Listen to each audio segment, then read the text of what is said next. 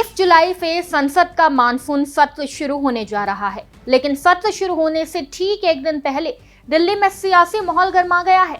संसद भवन एनेक्सी में बुलाई गई सर्वदलीय बैठक के दौरान ऐसा विवाद हुआ कि पूरा विपक्ष बैठक छोड़कर बाहर निकल गया।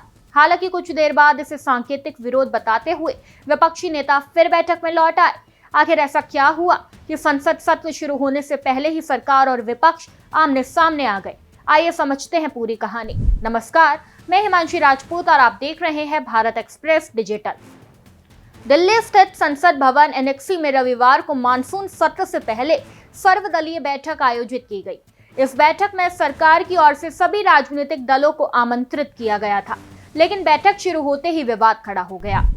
विवाद की वजह बने टीएमसी के 20 बागी सांसद। इन सांसदों को बैठक में अलग समूह के तौर पर बुलाया गया था।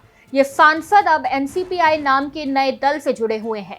विपक्ष का आरोप है कि इन सांसदों के अलग गुट को अब तक लोकसभा अध्यक्ष की औपचारिक मंजूरी नहीं मिली है और इनके खिलाफ दल बदल कानून के तहत अयोग्यता की याचिकाएं भी लंबित हैं।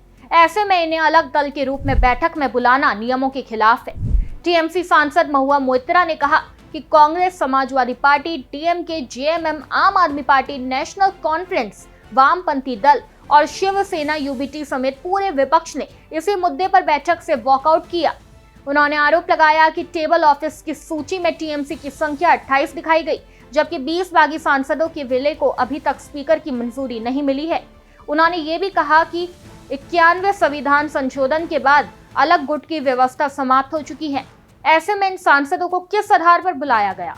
बैठक से बाहर आने के बाद विपक्षी नेताओं ने केंद्र सरकार पर संविधान और संसदीय परंपराओं की अनदेखी करने का आरोप लगाया।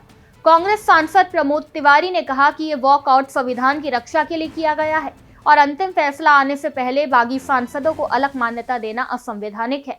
वहीं शिवसेना यूबीटी के सांसद अरविंद सावंत ने सवाल उठाया कि आखिर किस कानून के तहत इन सांसदों को अलग पहचान दी गई। आम आदमी पार्टी के सांसद एनडी गुप्ता ने भी आरोप लगाया कि उनकी पार्टी के राज्यसभा सांसदों के मामले में भी इसी तरह की कार्रवाई की गई और उनकी याचिका लंबित होने के बावजूद अलग सीटें आवंटित कर दी गई।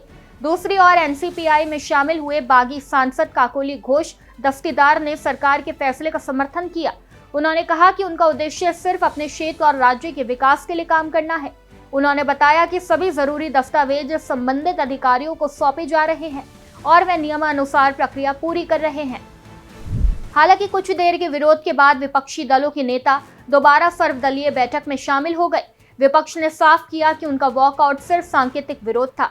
उनका कहना था कि वे सरकार के फैसले का विरोध दर्ज कराना चाहते थे, लेकिन साथ ही संसद के मानसून सत्र को सुचारू रूप से चलाने और जनता से जुड़े मुद्दों को उठाने के लिए बैठक में लौटना भी जरूरी था। अब 20 जुलाई से शुरू हो रहे मानसून सत्र में ये विवाद और अन्य अहम मुद्दे संसद के भीतर भी जोरदार तरीके से गूंजने की संभावना है। इस खबर में बस इतना ही। ऐसे ही तमाम खबरों को जानने के लिए देखते रहिए भारत एक्सप्रेस डिजिटल।